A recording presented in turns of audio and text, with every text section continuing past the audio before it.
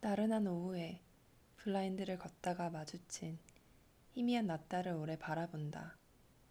까만 모니터에 비친 야인 얼굴 위로 하얀 낯달이 어른거린다. 아직은 기다려야 할 때다. 환한 빛을 발할 때까지, 조금 더 차오를 때까지 기다려야 하는 것은 나만은 아니다.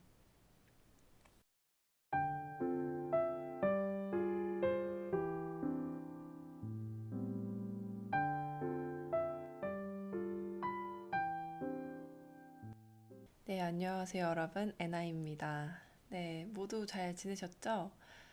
제가 여러분과 한 약속대로 너무 늦지 않게 다시 돌아왔습니다. 지난 화에서 정말 오랜 공백을 깨고 여러분들에게 잘 지내셨는지 이렇게 안부를 전했는데요. 댓글을 남겨주신 분도 계시고, 또 개인적으로 메시지를 보내서 너무 오랫동안 아무 소식이 없어서 굉장히 궁금했다고, 그런데 또 이렇게 다시 돌아와줘서 너무 고맙다고 그렇게 이야기를 해주신 분들이 계셨습니다. 역시 이렇게 돌아오길 참 잘했다는 생각을 하게 되는 것 같아요. 너무 시간이 빠르게 흘러가고요. 그리고 또 우리의 사정과 상관없이 뭐 시간이 빠르게 흐르는 것처럼 정신없는 시간들을 보냈는데 그럼에도 불구하고 제 마음속에는 어서 빨리 책을 읽어드리고 얘기하고 그렇게 친근하게 가랑비 메이커도 아니고 에라도 아니고 에나라는 새로운 이름으로 함께하는 이야기들을 다시 시작하고 싶다 이렇게 생각을 했었는데 너무나 감사한 마음으로 지난 시간들을 보냈고요. 그리고, 그리고 제가 이렇게 다시 돌아와서 약속대로 저의 책을 읽어드리려고 합니다. 오프닝으로 먼저 여러분들에게 읽어드렸던 글은 이 소개할 책의 주제 글이 되는 페이지의 일부를 읽어드렸는데요. 제가 오늘 여러분들과 함께 이야기하고 싶은 책은 저의 신간, 낫달의 시간입니다. 낫달의 시간이라는 제목에 대해서 사람들이 굉장히 많이 궁금해 주셨어요. 어, 달이면 달인데, 뭐, 보름달, 초승달, 여러 달이 있는데, 낫달이라는 단어는 왠지 좀 어색하게 생각하시는 분들이 많이 있더라고요. 아무래도 달이라고 하면은 캄캄한 밤하늘을 생각하다 보니까 낮이라는 단어랑 달이라는 단어가 함께 있는 게 신기해 하셨던 것 같아요. 그래서 저는 오히려 책을 소개할 수 있는 자리에 있을 때마다 항상 이렇게 질문을 좀 들을 수 있어서 더 좋았던 제목이었는데요. 뭐 이게 사람들이 하는 어그로? 어그로를 바랬던 건 아닌데 이렇게 페어나 이런 데 나가서 오프라인에 책을 두고 사람들이 이렇게 보면서 꼭 이 책에 대해서 이야기를 하고 이 책에 대해서 많이 물어봐 주시더라고요. 그래서 굉장히 뿌듯하게 지었다 하는 그런 마음이 들었던 제목인데 제가 이 책에 대해서 설명할 때 항상 하는 이야기가 있어요. 희미하고 흔들리기에 누군가의 밤보다 아름다운 우리의 낮. 이렇게 이야기를 하는데요. 이 낫다리의 시간이라는 책이 나오게 된 계기는 제가 낮에 이렇게 사무실에서 작업을 열심히 하고 있는데 갑자기 모니터에 뭐가 붙어 있는 듯한 느낌이 드는 거예요. 그래서 이게 뭐지? 뭐 먼지가 묻었나 하고 이렇게 손으로 막 닦았었는데 지워지지가 않더라고요. 그래서 이게 뭐야 이거 왜 안 지워져? 이렇게 하고 잠깐 좀 이상한 것 같아서 창밖을 딱 바라보니까 그 잠자기 모드가 되어 있는 화면에 하얗게 비쳐 있던 게 먼지가 아니라 낫달이었어요. 제가 지금 있는 곳이 아니라 이전에 있었던 사무실이 커다란 통창이 있는 곳이었는데 그 통창 너머로 비친 낫달이 까만 모니터에 비춰졌던 것을 제가 또 본 거죠. 그래서 이렇게 달이 낮에는 조용하게 조그맣게 존재감이 희미하구나 이런 생각을 하다가 그 낫달을 그냥 뚫어지라 바라보고 다시 제 시선이 그 까만 모니터에 비친 저의 얼굴로 옮겨졌는데 아니 얼굴이 너무 창백하더라고요. 그래서 내가 왜 이렇게 피곤해 보이지? 하면서 그제서야 좀 얼굴을 확인하고 거울을 보고 그리고 이제 밥을 먹으러 내려갔던 기억이 나는데요. 어떻게 들으면 그냥 뭐 그럴 수도 있지. 뭐 그런 에피소드가 있었구나. 이렇게 하고 넘어갈 수도 있지만 저는 또 글을 쓰는 사람이다 보니까 어떤 사물들을 볼 때 항상 비유적으로 생각하는 버릇이 있어요. 그래서 이것과 이것이 어떻게 닮았지? 이것과 저것이 어떤 연결성이 있지? 이런 것들을 꼭 생각하려고 하지 않아도 되게 자연스럽게 연결이 되는 일종의 직업병이라고 해야 될까요? 그런 게 있는데, 그래서 저는 그날 이후로 낫다를 보면서 저의 피곤한 얼굴과 닮아있다. 그리고 지금은 이렇게 환한 낮에는 너무 많은 것들이 선명하게 보이기 때문에 하늘 위에 있는 작은 휴지 조각 같은 낫달은 사실 거들떠 보지 않잖아요. 하지만 우리가 밤이 되고 이렇게 어둠이 가라앉으면 비로소 별과 달이 아름답게 비춰지고 사람들의 시선을 받는 것처럼 나라는 존재 또한 지금은 당장은 굉장히 작은 한 평의 사무실에서 밥도 거르고 얼마나 어떻게 읽힐지 모를 책을 쓰고 있지만 분명히 나중에는 더 많은 사람들에게 발견되고 나의 이야기들이 더 많은 사람들에게 위로를 줄 수 있지 않을까? 그런 생각으로 이제 나딸의 시간이라는 제가 바로 처음에 오프닝으로 읽어드렸던 그 페이지를 먼저 썼어요. 그리고 이게 책이 될 거라는 생각보다도 우선 너무 내 마음이 지금 이 이야기를 하고 싶어 하는 마음으로 글을 쓰기 시작을 했는데 이전에 썼던 글들과 그 무렵에 썼던 글들을 엮고 엮다 보니까 결국 하나의 흐름이 지금 우리의 시간들이 굉장히 너무 고요하게 느껴지고 때로는 나의 노력이 더덥게 느껴지고 공허하게 느껴지는 순간이지만 어제보다 오늘 더 우리는 더 어두움 속에서 반짝이는 빛을 향해 나아가고 있다라는 그런 이야기를 해주고 싶더라고요. 그래서 그렇게 지금 제가 들고 있는 아주 예쁜 하늘색 바탕의 표지고요. 노란 낫달이 이렇게 그라데이션처럼 이렇게 떠 있는 형상화한 디자인으로 제가 이제 디자인을 했고요. 이 얇은 책을 제가 안고 있는데 이 낫달의 시간의 탄생 비화는 이렇습니다. 그래서 사실 책을 보여드리면서 말하고 싶은데 팟캐스트는 또 청각으로 이야기를 나누는 것이다 보니까 아마 저희 청취자들 중에는 분명히 가랑비 메이커의 신간이 나오면 바로 온라인과 오프라인 서점을 찾아서 책을 이렇게 구매해서 읽어주시는 분들이 많을 거라고 생각하기 때문에 네, 저의 책이 어떻게 생겼는지 모르는 분들은 없으시겠죠? 아직 nat달의 시간을 읽어보지 못했다면 오늘 이 팟캐스트를 듣고 여러분들이 꼭 찾아서 읽어주셨으면 하는 마음이 있습니다.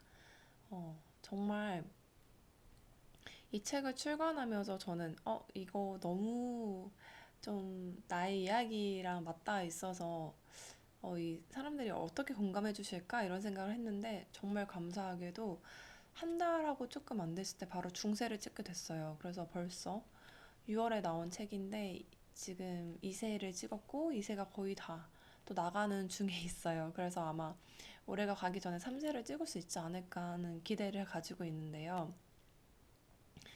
네, 어쨌거나 그러면 이제 또 책을 끝까지 하나하나 천천히 읽어보도록 하겠습니다.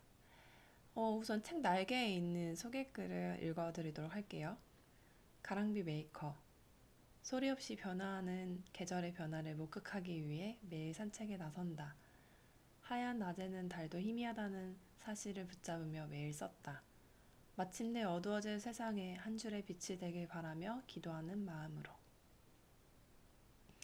네, 뭐 그 아래로는 제가 여태까지 썼던 책들에 대해서 이렇게 쭈루룩 나와 있는데, 제가 벌써 책을 11권의 책을 썼어요. 그래서 이 낫달의 시간이 10번째 책인데, 이 10번째 책을 쓰면서도 항상 제가 새로운 마음으로 이제 준비하는 것은 바로 책 날개에 있는 작가 소개서예요.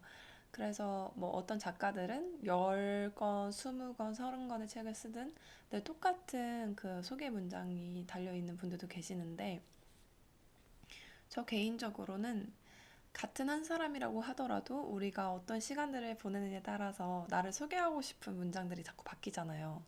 우리의 별명들이 바뀌는 것처럼. 그래서 이 낫달의 시간을 쓰면서 내가 느꼈던 감정과 그리고 그 당시에 나를 가장 잘 소개할 수 있는 문장이 뭐가 있을까 하는 생각으로 그렇게 썼던 소개서입니다. 네, 저는 마침내 어두워질 세상에 한 줄의 빛이 되고 싶다는 어떻게 보면 되게 원대한 꿈을 가지고 글을 쓰고 있는데요. 글을 쓰면 쓸수록 저의 부족함을 굉장히 많이 느끼는 것 같아요. 사실은 그래서 그런 부분들 때문에 오히려 더 글을 더 잘 쓰고 싶고 더 오래 쓰고 싶고 그런 마음이 있는 것 같습니다. 네, 그러면 이제 이어서 한번 책을 읽어보도록 할 텐데요. 우선 책은 4부로 이어져 있고요. 1부는 아침 바람, 2부는 오후 허밍, 3부는 저녁 그늘, 4부는 한밤 산책 이렇게 마치 하루가 이렇게 흘러가는 것처럼 아침, 오후, 저녁, 한밤 이렇게 흘러가는 목차고요. 이 책을 벌써 많이 읽어주시고 또 리뷰를 남겨주신 분들은 이 목차에 대한 의미도 되게 나름의 정의를 내려주시더라고요.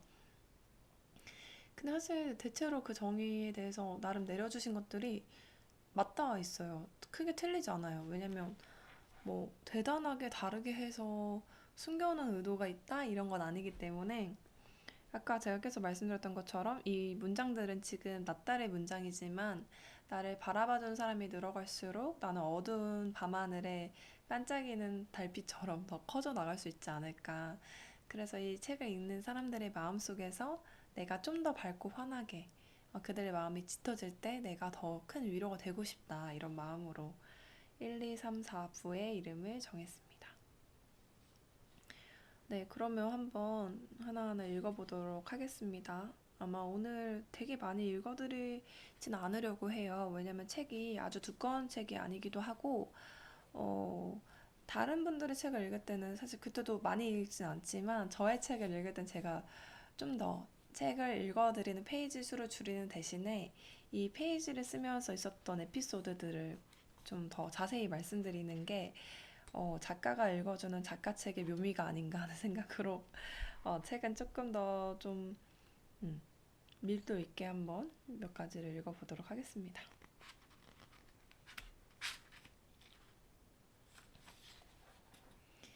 해가 가장 높이 떠 있는 오후 3시. 볕에 반짝이는 모래알을 바라보며 남은 하루를 지탱할 힘을 얻는다. 삶이 뾰족해지기 시작하는 30. 더는 어줍지 않은 시선과 책임에 휘둘려서 진정 사랑하는 것들을 모른 채 하며 살고 싶지 않다. 한 번쯤은 나를 걸어보고 싶었던 순간들을 모른 척 지나오며 나를 잃은 것은 나였다. 모든 문이 활짝 열려있는 한낮의 30. 비겁하게 살아가기에는 너무 아름다운 시간에 도착했다. 네, 오후의 30이라는 책이고요. 페이지고요. 네, 역시나 제가 살짝 절었습니다. 그래도 좀 천천히 읽어보려고 했었는데, 이 오후의 30이라는 글은 사실 개인적으로 제가 굉장히 좋아하기도 하고, 저와 비슷한 나이대에 있는 독자님들이 많이 찍어서 이렇게 리뷰를 남겨주시는 페이지 중에 하나예요. 그러니까 오후 3시에 햇살이 가장 높이, 뭐랄까, 햇살이 가장 강력한 시간에 썼던 것 같아요. 아마 봄에 썼던 것 같기도 한데, 그냥 되게 더운 이렇게 산책길을 걷고 있는데 갑자기 나의 삶의 시간은 지금 어디에 왔을까? 어디에 도착했을까? 이런 생각을 하면서 제가 지금 만으로 31살이 되었는데 30이 넘어가면서 오히려 삶에 대해서 좀 더 유해지는 것도 있지만 한편으로는 좀 더 뾰족하게 내가 뭘 좋아하고 뭘 어려워하고 어떤 것은 끝까지 붙잡아야겠고 어떤 것은 포기해도 괜찮겠다 이런 생각을 좀 하게 되는 시점이더라고요. 그래서 제가 저에 대해서 좀 더 많이 생각해보고 돌아보고 싶은 마음으로 썼던 글인데 사실 많은 사람들이 이제 세상 살아가다 보면 상대적인 박탈감을 느끼는 순간들이 다 있잖아요. 근데 저는 요즘에 우리가 상대적 박탈감을 너무 많이 느끼게 되는 시대를 살아가고 있다라는 생각을 해요. 우선 SNS를 보면은 너무 성공하고 젊고 예쁘고 멋진 사람들이 많이 있고, 그들의 잘못은 아니지만 어쨌든 그게 마치 평균값인 것처럼 이 나이 때 이 정도 해야 되고, 뭐, 그리고 우리가 요즘 즐겨보는 뭐 예능 프로 같은 데 보면은 연예인들은 당연하고 일반인들조차도 굉장히 큰 스펙에다가 여유 있는 집안 자제분들에다가 학벌도 좋고, 뭐 직업도 좋고, 뭐 그러한 것들이 굉장히 당연하게 좀 비춰지는 경우들이 많이 있는데, 그러다 보니까 나랑 동갑인데 벌써 이런 것들이 있네. 뭐 내가 살아온 환경과 왜 이렇게 달라? 이런 것들 때문에 좀 많이 침체되어 있는 사람들이 많다는 얘기를 많이 듣기도 했고, 저에게도 그런 순간들이 오더라고요. 그래서 사실은 저의 MBTI는 이전에 한번 얘기한 적 있기 때문에 다시 얘기하지 않겠지만, 어, 굉장히 다른 사람의 눈치를 잘 보지 않고, 그리고 나에 대해서 확신이 있는 그런 성향인 사람인데요, 제가. 그럼에도 불구하고 서른이 되고 나니까 아마 20대를 돌아보면서 나도 나름대로 이렇게 열심히 살아왔는데 부족하게 느껴지는 순간들이 있고, 뭔가 이 부분에 대해서 내가 더 잘해야 될 것 같고, 이 부분은 내가 좀 더 뭔가 준비를 해야 될 것 같고, 이런 생각들 때문에 자꾸 저 스스로를 마음속에 다그치게 되더라고요. 그래서 그런 것들이 좋은 상황들도 있지만 우리의 문화는 약간 스스로를 다독이거나 다른 사람들에게 칭찬하는 것들이 인색한 것 같아요. 그래서 저는 제 스스로에게 내가 다독여주는 품이 되어야겠다 하는 생각을 해서 글을 쓸 때도 이제 너무 막연한 위로나 그런 자랑 같은 글은 하지 않지만, 그래도 우리 아직 늦지 않았고 계속 갈 길이 있어 라는 그런 글들을 계속 쓰고 있는데, 이 오후의 서른이라는 글이 31살에 된 저에게 하는 위로의 편지기도 하고, 또 우리가 아직 모든 것들이 끝나지 않았잖아요. 저는 삶이 지속되는 한 우리가 꼬부랑 할머니가 되어도 계속 모든 걸 배울 수 있고 모든 것이 열려 있고 모든 가능성이 아직은 영원히 꺼지진 않았다라는 생각을 가지고 살아가고 싶은데, 그래서 제가 저와 비슷한 나이대이든 저보다 조금 더 나이가 있는 분들이든 혹은 어리든 그런 분들에게 다 해드리고 싶은 이야기를 썼습니다.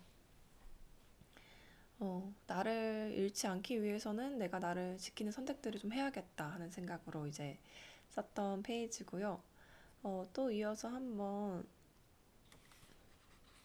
글을 읽어보려고 하는데요. 음, 네, 읽어보겠습니다. 마음은 굴뚝 같은데 전하지 못한 말들. 마음은 굴뚝 같은데 사주지 못하는 선물들. 마음은 굴뚝 같은데 미처 하지 못한 포옹과. 마음은 굴뚝 같은데 던지지 못한 모든 마음을 가소평가하지 않아야지. 끝내 미처 그러지 못하는 그 마음의 깊이와 부피를 기억과 알아차리고 오래 감사하며 살아야지. 그 마음들을 외롭고 서글프게 두지 말아야지. 네, 마음은 굴뚝이라는 제목의 페이지였습니다. 마음은 굴뚝 같은데 그러지 못하는 순간들이 굉장히 많이 있잖아요. 막 저 같은 경우는 굉장히 표현을 잘 못하는 편인 것 같아요. 저는 아니라고 생각을 했는데 뭔가 내 마음에 대한 표현, 자기 주장, 자기 확신 이런 것들은 잘 하는데 사람들에게 은근히 그 다정한 마음이나 사랑에 대해서 표현하는 게 쉽지가 않더라고요. 그래서 저는 어쨌든 그러지 못하는 사람이라는 걸 이제 인정을 하기 시작을 했는데, 그래서 그런지 더 잘 표현하고 싶고 이야기하고 싶고 다가가고 싶고 그런 마음들이 있어요. 그래서 글로나마 좀 그런 마음들을 표현하고 싶다라는 생각을 했었고, 사실 저 또한 그렇게 마음은 굴뚝이지만 하지 못하는 것들이 있지만 제 주변에 저를 사랑하고 아끼는 사람들 또한 미처 그러지 못하는 사랑이 있다라는 거를 계속 눈치채는 시간들이 있었던 것 같아요. 제가 결혼을 준비하고 있는데 그러다 보니까 가족들과 굉장히 애틋해지기도 하고 또 어떤 면에서 서운하고 속상한 일들도 많이 생기기도 하는데, 제가 최근에 뭐 어머니랑 이야기를 참 많이 나누면서 괜히 막 눈물도 나고 막 그러더라고요. 근데 이제 가장 많이 했던 얘기가 이제 에라야 엄마 마음은 이런데 엄마 이러고 싶은데 뭐 시간이 없어서 뭐 이렇게 하지 못했던 것들이 참 아쉽다. 우리 딸 음, 이제 결혼하면은 더 많은 시간 보낼 수 있겠지만 그래도 결혼 전에 그 아가씨였을 때 딸과 보내지 못한 시간들이 너무 아깝다, 아쉽다 이런 얘기를 해주시는데,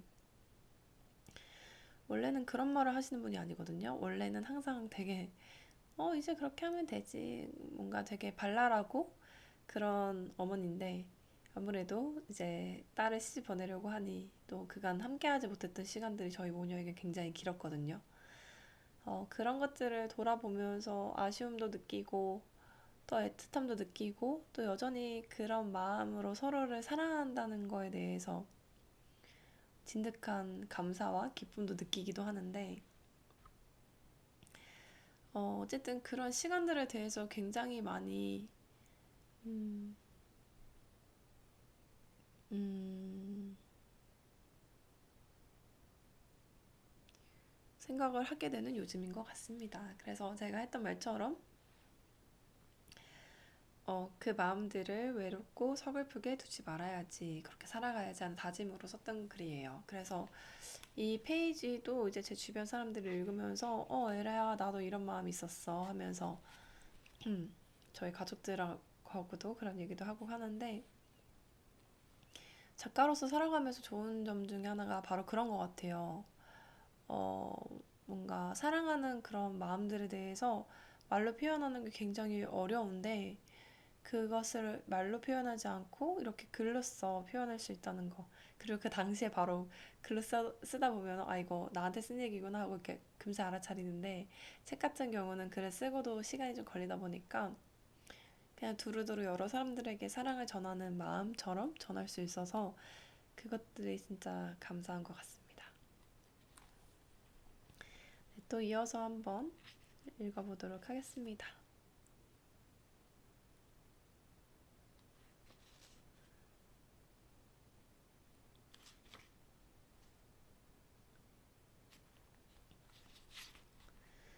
그러나 이 딱은 문을 상상하기조차 어려운 벽을 마주하고는 한다.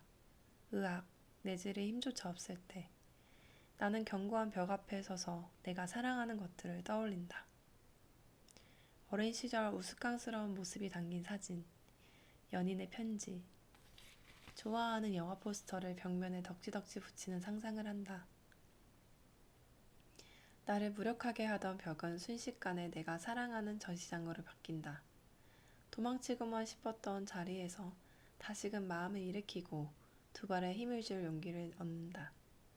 상상력은 마음이 괴로울 때 우리를 가장 근사하게 위로할 수 있는 능력이다. 네, 이 글은 상상이라는 위로라는 글의 일부를 읽어드렸고요. 앞에는 이제 그런 이야기가 있어요. 나는 벽을 만날 때마다 벽에 문을 내야지 하는 마음으로 살았는데 가끔은 문은커녕 구멍도 낼 수 없을 만큼 두꺼운 벽을 마주할 때가 있다. 그럴 때 나는 이 벽을 어떻게 뚫고 나가지? 이 벽을 어떻게 뛰어넘어서 점프해서 나갈 수 있을까?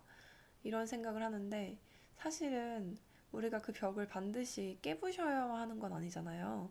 오히려 그 벽을 부시려고 했을 때 나만 크게 다치는 경우들도 있고 아마 이 이야기를 듣는 분들을 공감하시는 분들도 있을 텐데 어떤 문제들은 그냥 그대로 두는 게 사실 멀리 두고 봤을 때 훨씬 더 건강한 해결 방법이었다라고 깨닫게 되는 순간들이 있는데 제가 이제 나이를 조금씩 먹으면서 터득한 그런 삶의 어떤 새로운 방식이라고 해야 될까요?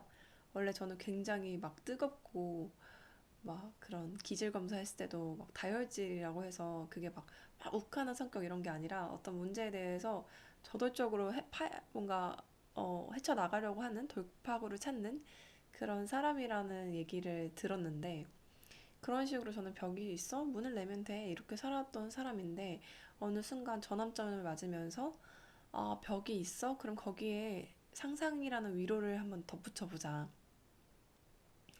오히려 좋아하는 이런 마음으로 그러면 그 벽에다가 내가 좋아하는 그림도 붙이고 나를 사랑한다고 했던 사람들의 메시지도 붙여놓고 내가 좋아하는 영화나 그림들을 붙이면서 이곳을 나의 아름다운 전시장으로 내가 장악해버려야겠다.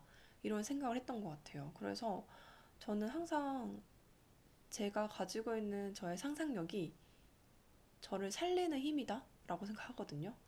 그러니까 물론 저를 살리고 저를 키워낸 부모님이 계시고 가족들이 있고 또 제가 믿는 하나님이 계시지만 그 외에도 저의 자유의지로 선택하는 그런 모든 선택들에서 좌절하게 되기도 하고 제 스스로가 좀 못마땅스러운 순간들도 있지만 그럴 때마다 어떻게든 나를 일으켜 세우려고 했던 선택들은 상상하는 일.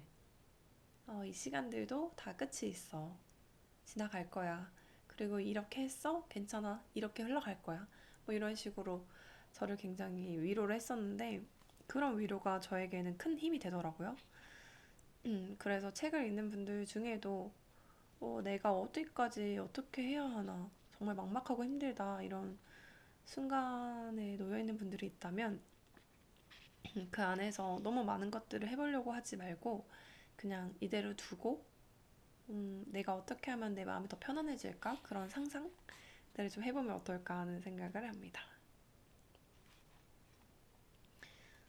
음, 그리고 또 이어서 읽어보도록 할게요.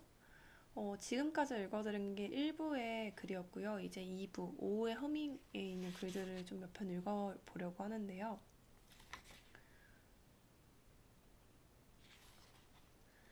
누군가를 사랑하는 일은 마치 그 사람을 나의 피부의 일부처럼 감각하는 일이다.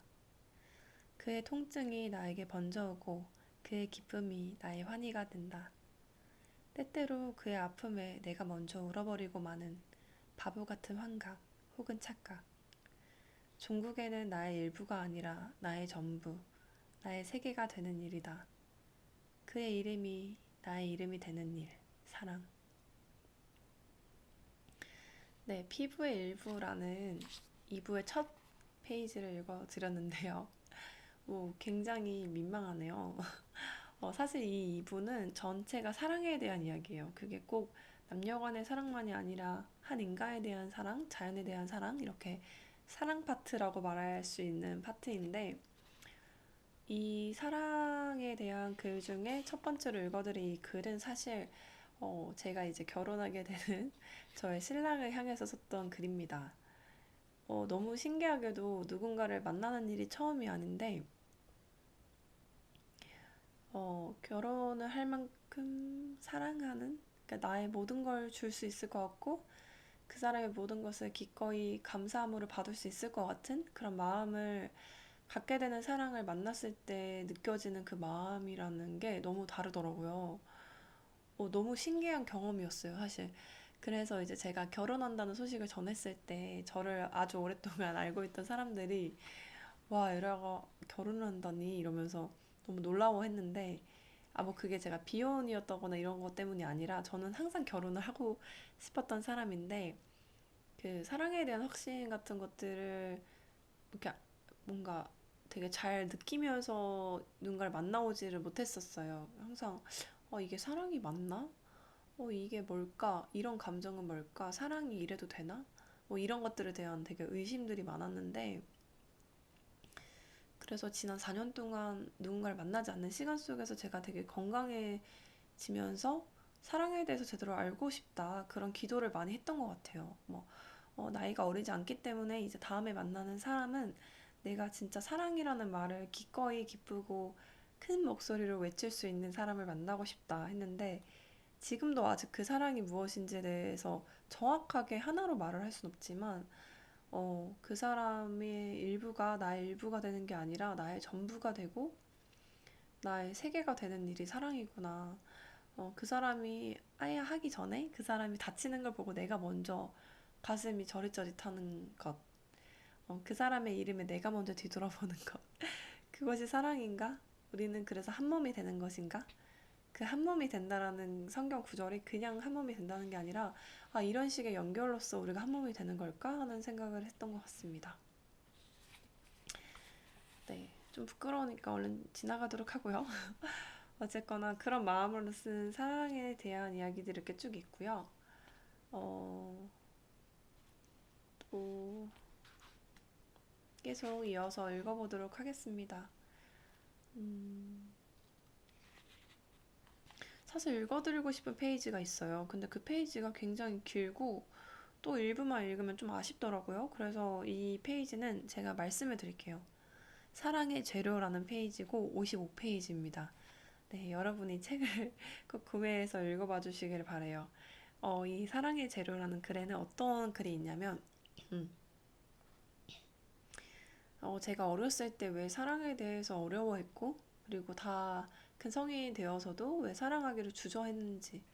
그런데 이제 나의 신랑을 만나서 내 마음이 어떻게 바뀌었는지, 그래서 사랑의 재료는 무엇이어야 하는지, 거기에 대한 글입니다. 궁금하시죠, 여러분? 궁금하시면 책을 구매해서 읽어주시면 됩니다. 자, 그러면 또 이제 읽어보도록 할게요.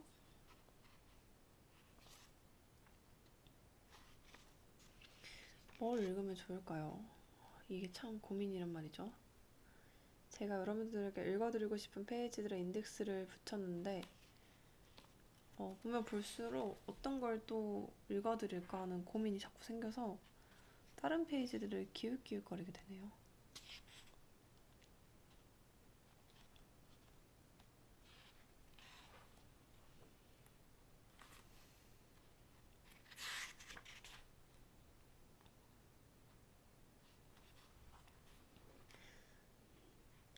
읽어보도록 하겠습니다. 잔잔한 일상에 이따금 바닷물처럼 짠하고 애틋한 장면들이 급습한다. 꽤 오래 기다려온 평온 중에도 창틀을 쥐고 흔드는 듯한 바람이 긴 고요를 깨뜨린다. 그때마다 귀를 틀어막고 아무것도 듣지 못하는 양 딴청을 피우고는 했다. 그러나 이제는 가만히 눈을 감고 나의 모서리를 매만지는 투박한 손을 떠올리면 잠잠해질 수 있다. 파도가 물러간 자리에 볼품없이 남겨진 나를 한결같이 어루만지는 사람이 있다는 사실을 기억해내기. 아직은 조금 시간이 걸리지만 곧 모든 것이 아름답고 자연스러운 동작처럼 이어질 것이라 믿는다. 네, 모서리를 어루만지는 시간이라는 글이고요. 이것 또한 2부에 있는 글인데, 제가 결혼 준비를 하면서도 그랬고, 그냥 저 개인적인 그런 일 속에서도 굉장히 마음이 힘든 2024년을 보냈어요. 제가 작년에 8월에 이제 신랑을 만나서 3개월 만에 결혼을 결심했거든요. 그래서 그 이후로부터 모든 시간들은 쭉 결혼을 준비하는 시간이었는데, 결혼이라는 게 꼭 결혼 준비를 하면서 다툼이 있다는 게 꼭 결혼 준비 때문에 다투는 것은 아니고, 그 즈음에 우리가 다 예민해지잖아요. 우리의 어떤 삶의 모습이 변하는 지점에서는 모두 예민해지죠. 그래서 입시를 준비할 때도 예민해지고, 또 이직을 하거나 취준을 할 때, 그리고 뭐 학교 전학을 갈 때도 그렇고, 그때 우리가 항상 뭔가 새로운 환경에 변화하는 것을 적응하기 위해서 자기 방어처럼 좀 예민해지고 조금 그래지는 것 같아요. 근데 저도 굉장히 그랬거든요. 그래서 제가 굉장히 마음이 조금 힘들었던 시간들이 길었는데, 그때마다 항상 잘못이 없는 저의 신랑이 저를 많이 위로해주고, 어, 좀 보살펴줬어요. 그래서 그 시간들에 대해서 제가 굉장히 많은 마음을 가지고 있었는데, 이 시간들에 대해서 내가 어떻게 표현을 할까, 어떤 식으로 한번 이야기를 할 수 있을까 싶으면서, 글을 한번 써서 오빠에게 보여줘야겠다. 왜냐면 내가 보내는 이 시간 속에서 고맙다라는 말, 미안하다는 말을 하는 게 당연한 거지만 그것보다 좀 더 낭만적인 방식으로 고마움을 표현하고 싶었고, 또 저만이 아니라 다른 분들도 그런 식으로 힘들고 괴로울 때 누군가의 사랑을 먹고 자라면서 우리가 어, 갑자기 급습하는 불안 속에서 나의 모서리를, 나의 뾰족한 모난 구석을 만져주고 안아주는 사람이 있다면 우리는 또 그렇게 아름답고 자연스러운 동작처럼 언제나 그랬듯이 극복해 나갈 수 있지 않을까 하는 마음으로 쓴 글입니다. 네, 그래서 우리 모두 서로를 안아주고 위로해줄 수 있는 그런 사람들을 만날 것이고 또 만났다고 생각합니다. 네, 그래서 저는 요즘 어느 때보다도 좀 마음이 평안한 그런 시절을 보내고 있고요. TMI지만 저의 가운, 저희가 이루게 될 가정의 가운도 서로의 모서리를 만들면서 둥글게 나아가는 가정이에요. 그래서 세상을 좀 더 둥글둥글하게 살아가는 게 가장 중요하겠다 하는 생각을 참 많이 하는 요즘입니다. 이제 이어서 한 2개 정도의 글을 더 읽고 이제 마무리를 해보려고 합니다. 이번에는 3부, 저녁 그늘에 대한 글을 읽어보려고 하는데 3부는 좀 더 묵직하고 조금 마음이 힘든 사람들에게 공감이 될 만한 그런 글들이 모여 있어요. 한번 읽어볼게요.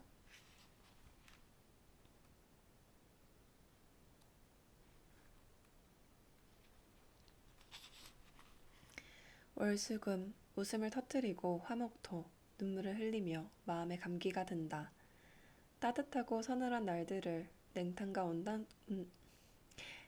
온탄처럼 오가는데 마음은 도리어 탄력을 잃는다. 다시는 제대로 걸을 수 없을 것처럼 축 늘어진 채 길가에 버려지는 날들. 그림자를 따라 걷다 불쑥 찾아오는 물음. 쏟아진 마음들이 저마다 씨앗이 될 수 있을까? 여전히 내가 가진 것은 이러한 희망뿐이다. 아니, 이러한 희망식이다. 제가 나중에 목이 베어서 좀 발음이 많이 뭉개졌는데 이러한 희망뿐이다 라고 하다가 아니 이러한 희망식이다 이렇게 이야기하는 건데요. 그래서 이 글의 제목은 희망식. 우리가 희망식이나 가졌어 이렇게 말하고 싶은 마음의 제목을 이렇게 지었는데 되게 마음이 왔다 갔다 하는 그런 환절기 같은 마음을 안고 지냈던 시간이에요. 그래서 어느 날은 막 웃고 막 그렇게 행복해 하다가 또 어느 날은 계속 눈물을 흘리면서 차가운 데와 따뜻한 데 왔다 갔다 하면 기온 차이 때문에 몸에 감기가 들잖아요. 근데 마음에도 그런 것 같아요. 좋은 일과 나쁜 일들이 계속 왔다 갔다 하면 정신을 차릴 수가 없죠. 그런 시간들, 또 저는 글을 쓰는 사람이다 보니까 자꾸 상상력이 더해져서 많은 상상을 하고 앞서 슬퍼하고 앞서 마음 다쳐하고 하는 것들이 있었는데 그럼에도 불구하고 또 저의 그 상상력 때문에 그럼에도 불구하고 내가 흘린 눈물의 씨앗들이 나중에 무엇이든 길러낼 수 있지 않을까? 이 시간이 여기서 끝나는 게 아니니까 내일은 같은 문제로 울지 않을 수 있지 않을까? 그런 생각을 했어요. 그래서 어떤 마음에서든지 이런 마음들을 좀 표현하고 싶고 이야기하고 싶었던 그런 글이었습니다. 왜냐면 누구든지 그런 시간들에 대해서 어떻게 표현할지 모르지만 그것들을 대신 이야기해주는 거 비슷한 감정이지만 작가로서 글로 표현해주는 게 작가가 할 수 있는 역할이기 때문에 이 책을 통해서 또 그런 일을 하고 싶었어요.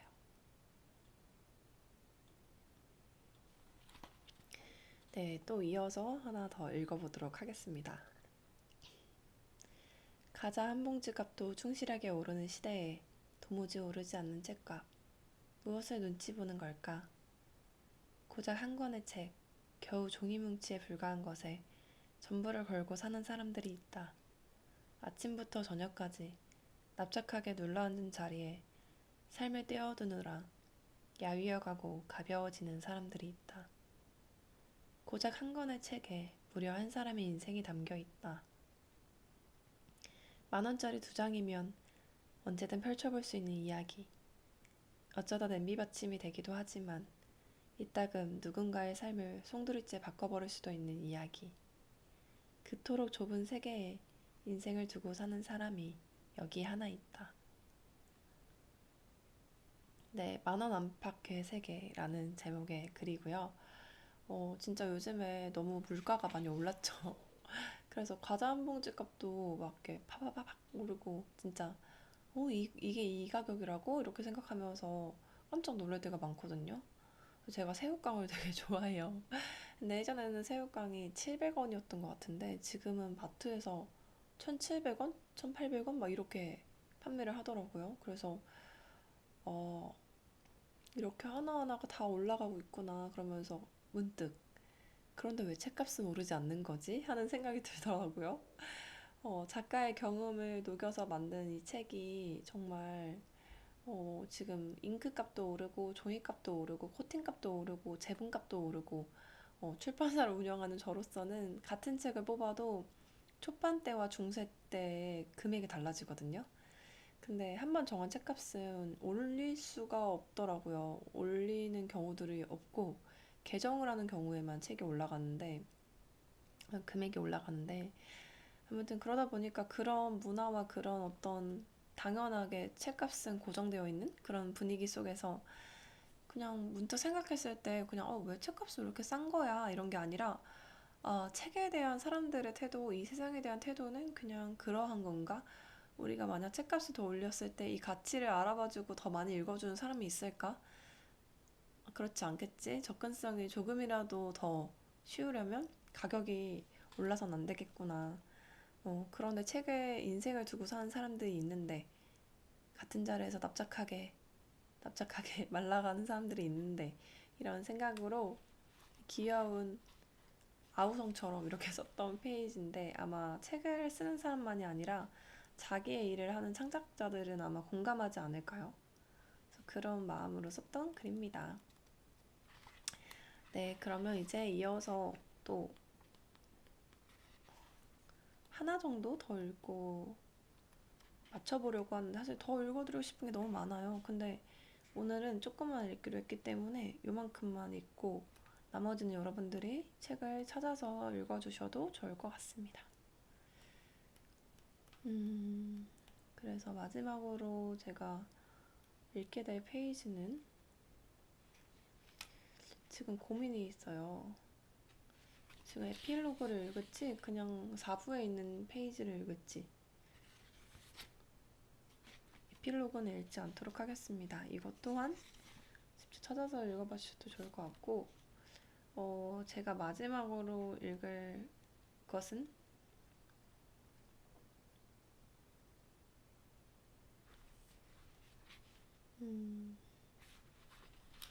12월 13일이라는 제목의 글을 읽어보도록 하겠습니다. 아무것도 잃은 것이 없다는 착각 없이 12월을 건너올 수는 없을까? 12월 13일 어느 카페에 앉아 생각한다. 여전히 남아있는 한 해를 섣부르게 종결하려 들지만 않아도 아직 희망은 있다. 새롭게 열 수 있는 아침이 남아있다. 주워 담을 수 없는 말과 물을 수 없는 일만 있는 게 아니다. 여전히 나눌 수 있는 대화가 다시 시작할 수 있는 일들이 아직 남아있다. 경기를 다 끝내지 않고 백기를 던질 수는 없다. 이미 많은 사람들이 등을 졌지만 나는 좁게 열린 문틈 사이에서 여전히 불어오는 새 바람을 감각하고 싶다. 12월 13일이라는 글이었습니다. 이 글을 읽어드리면서 마지막으로 마치려고 했던 이유는 뭐냐면요. 제가 이제 여러 페어를 나가면서 많은 사람들을 만나는데 굉장히 뭐 에너지를 얻기도 했지만 지쳐있던 때가 있었어요. 그때 최근에 메시지를 하나 받았거든요. 제가 이걸 한번 다시 찾아봐서 정확히 기억이 안 나서 메시지를 한번 찾아보겠습니다. 인스타그램으로 종종 따뜻한 메시지를 보내주시는 분들이 계시는데 지난주 토요일이었네요. 지난주 토요일에 이 글을 읽고 독자님께서 메시지를 저에게 보내주셨어요. 나 딸의 시간을 읽던 중에 이제 몇 가지 단어들이 마음에 들어갔다고 그래서 책을 구매하게 됐는데 12월 13일이 제가 이 글을 쓴 날이었거든요. 근데 이 날이 이 독자님 생일이시래요. 그래서 우연히 이 책을 읽었는데 뭔가 다 읽기도 전부터 이 책을 만난 건 운명 같다는 생각이 들었다고 하시더라고요. 그러면서 글을 읽으면서 저의 어떤 신앙적인 부분도 느끼셨다고 하고 또 여러 방면에 실수하고 부족한 그런 모습들을 채워주는 것 같다고 이렇게 말씀을 해주셨습니다. 그러면서 저한테 되게 따뜻했던 것은 무명의 시간을 걷는다고 제가 썼던 다른 책에서 그런 표현이 있어서 아마 이렇게 말씀해 주신 것 같은데 무명의 시간을 걷고 있다고 생각하시겠지만 어딘가에서는 작가님의 책에 깊은 울림을 받고 있는 독자가 있다라는 사실을 알게 된다면 응원이 될 수 있을 것 같아서 메시지를 보내주셨다고 하였어요. 그래서 저는 이 말이 너무 따뜻하게 느껴지더라고요. 그래서 이 책이 또 nat달의 시간이잖아요. 근데 저에게 있어서 이 nat달의 시간을 보름달처럼 크고 아름답게 읽어주는 독자님이 이렇게 계시는구나.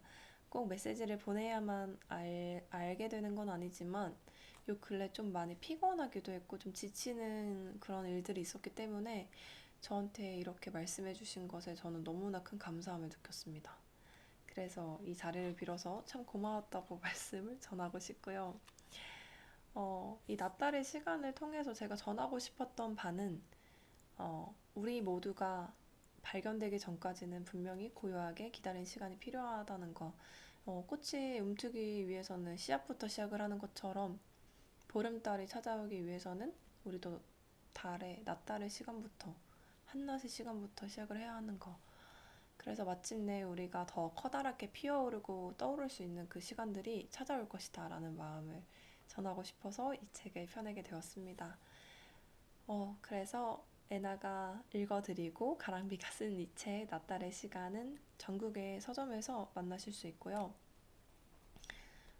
제가 여태까지 출간했던 책 중에서 가장 표지가 예쁘다고 생각해요. 그리고 그렇게 말씀해 주시는 분들도 많이 계시더라고요. 그래서 참 뿌듯하고 자랑스러운 마음으로 이 책을 여러분들에게 데려왔습니다.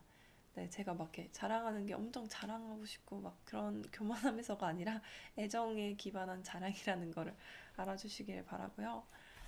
네, 그러면 오늘은 여기에서 마치도록 하겠습니다, 여러분.